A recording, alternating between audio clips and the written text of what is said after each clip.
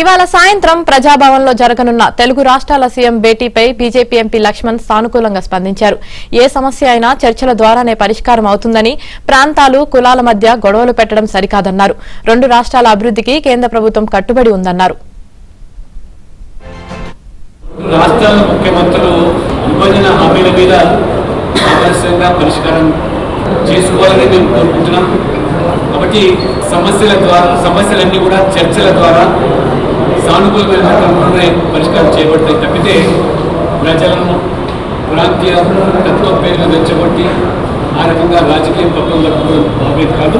ఇప్పటికైనా కేంద్రం అన్ని విధాలు కూడా రెండు రాష్ట్రాల అభివృద్ధి, తెలుగు ప్రజల అభివృద్ధికి కట్టుబడి ఉంది. నరేంద్ర మోడీ గారు రాజకీయాలు ఎన్నికల వరకే, ఎన్నికల తర్వాత అన్ని రాష్ట్రాల సమగ్ర అభివృద్ధి కోసం దోహదపడేటువంటి ప్రభుత్వం మోదీ.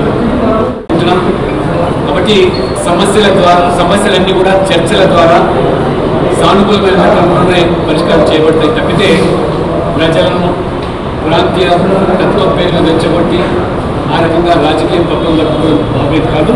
ఇప్పటికైనా కేంద్రం అన్ని విధాలు కూడా రెండు రాష్ట్రాల అభివృద్ధి, తెలుగు ప్రజల అభివృద్ధికి కట్టుబడి ఉంది. నరేంద్ర మోడీ గారు రాజకీయాలు ఎన్నికల వరకే, ఎన్నికల తర్వాత అన్ని రాష్ట్రాల సమగ్ర అభివృద్ధి కోసం దోహదపడేటువంటి ప్రభుత్వం మోదీ.